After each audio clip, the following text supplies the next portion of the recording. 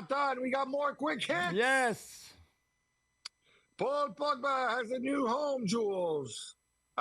He's on his way to the Principality. Yeah, that's right. 2-year contract. I'm so happy for him. My boy, obviously, Paul Pogba, who's had very difficult last few months and couple of years, but has got high hopes for this. I think it's great for him to go to a club like Monaco where they will need his experience, they will need his talent. Obviously, I think this is great news for Monaco because it's a bit of a coup on the transfer market. We don't know yet in what shape physically he is or how long it will take him to be fit enough to play at that kind of level, Champions League level, Ligue 1 level, maybe the national team level, etc. But it's great that he's there, that he will be in that environment. They really believe that he can relaunch his career with them.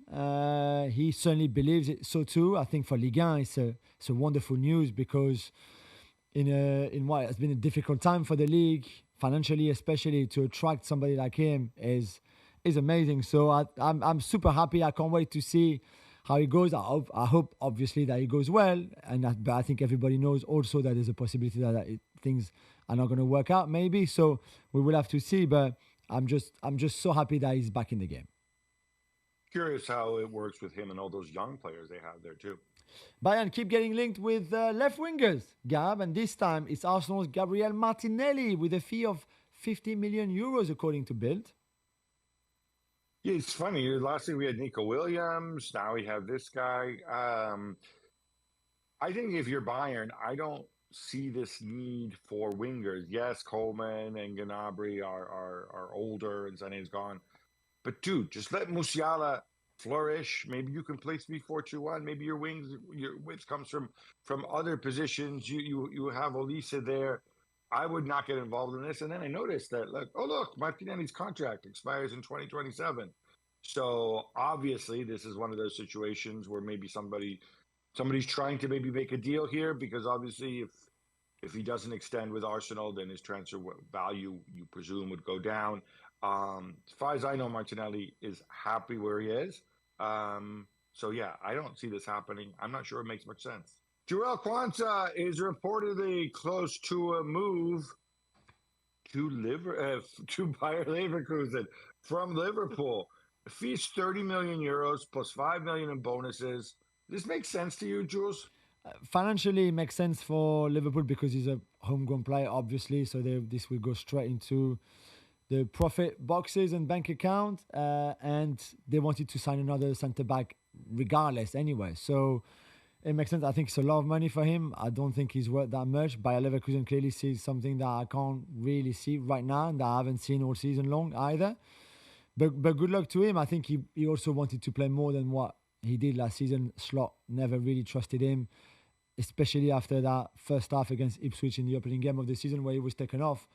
And there was not really any way back after that. So I think everybody would be happy. Liverpool get really good money, I think, for him. He will go to a place where I think when you invest that kind of money on a player is to play him. So you think that Ten Hag would play him. And he will get the minutes that he wants at a top level, playing the Champions League and all of that. So let's see how he develops over there. The only thing I would say from Liverpool's perspective is there was some suggestion that they might play back three with Frimpong and whatnot. I know it's a bit of a numbers game now, but they pretty much have to bring somebody in now because they are really, really short given Jogo's injuries over the years and obviously with Kwanzaa gone as well, right? Yeah, but that was always the plan even before Kwanzaa was going. They were always going to sign another centre back. So let's see who they go for and what kind of profile, and then the competition between that new guy plus Konate and Van Dijk. L'équipe in France report that Randall Colomwani is drawing interest from Chelsea. Gab, I guess this is because Juve can't afford to keep him?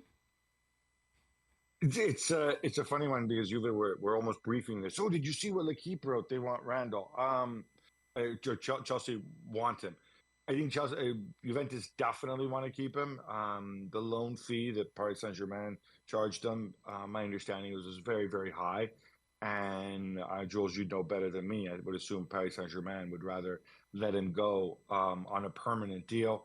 I don't know that he fits the Chelsea profile because he's older than the guys they normally sign. But actually, if you have a guy who can play center forward or winger for you, which he can certainly do, that would fit the bill.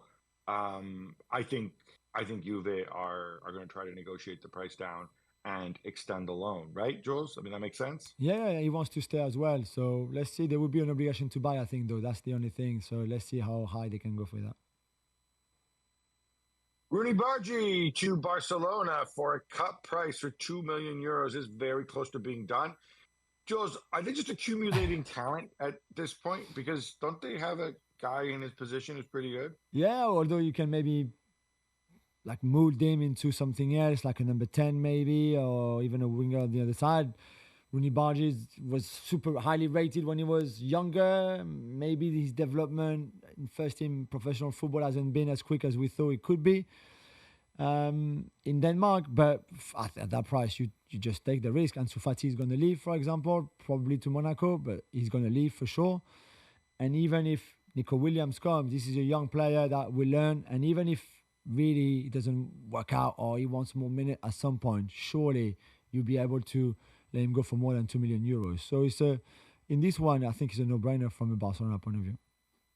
And the fact that it went down to 2 million euros, there's all sorts of contractual and agent issues there, which I think is maybe also what put off certain clubs. I think we need to be clear on that too. It's time! It's time! It's Texter time! L'Equipe in France reports that John Texter has reached a deal to sell his Crystal Palace shares, Jules. Great news for Palace, and I guess great news for Lyon too. Yeah, and I don't know if for John Textor if it's great news or not. I mean, good news I think for Woody Johnson, who is already an owner in US sports and coming into Europe for football, buying those shares at Crystal Palace for around 200 million euros. So JT, to be fair to him, will make a bit of a profit on how much he bought those shares, even if, as we've been saying many, many times, that meant nothing to him because he had absolutely no voice at that club or no power at all or anything like that. But this is the end of a long saga that felt that would never end, but now it's close to an end, and you would think that is good for Crystal Palace because that means they will be able to play freely in the Europa League next season, as they won't be the sort of multi-club ownership that threaten their non-participation to it or the participation to it. And for Texter, he can focus now on putting his Eagle Football Group onto the stock exchange and see where that leads him. Woody Johnson, of course, the former U.S. ambassador to the United Kingdom, as you mentioned, owner of the New York Jets, and also Johnson and Johnson Pharmaceuticals. Yes, of course. That's him. That's That's the him. company Very he inherited from few coins he has. from Grandpa. Yeah. And his first name, by the way, not really Woody. His full name is Robert Wood Johnson, but he goes by Woody because rather than Wood, for I guess for obvious reasons, I assume. Speaking of owners who maybe should sell up, the Premier League have written to Todd Burley over his shares in a ticket broker company. Yeah, it's not just a ticket broker; it's a ticket broker called Vivid Seats, which, in the view of the Premier League, they they operate because they don't operate in the United Kingdom. I guess they're allowed to do this abroad, but they operate in a way that's not quite illegal, but unauthorized, and they're officially on Chelsea's blacklist, on the Premier League's kind of blacklist, um, in terms of secondary markets. And hey, look, Todd Bowley happens to be an investor and a director there, while also being a minority owner of a football club. This was raised by Chelsea Supporters Trust a while back, and the Premier League, to their credit, have taken interest in the case and are actively speaking. I don't understand why. We've talked about before about blind trusts, right? With Crystal Palace, maybe Todd Bowley can put his Vivid Seats shares in a blind trust, or maybe just get out completely and Surely kind get of out, yeah. understand that you're operating in a different culture and maybe you should be doing this thing. The former Basel coach Fabio Celestini is the new manager at CSKA Moscow. Gab, but this could be problematic for him. Why? Was problematic, and this is drawing a lot of attention to the scene. Of course, is Swiss. CSKA Moscow are owned by a financial institution called VB, which, according to Swiss authorities, but also the European Union, most other people's directly financing the war effort in Russia and the invasion of Ukraine. Already, Celestini would have been under sanction in terms of bringing his money back to Switzerland. I know it sounds crazy that it's actually difficult to bring money into Switzerland, but I guess times change. Um, so he's getting a lot of flack. People asking, why are you doing this? You know what's behind it.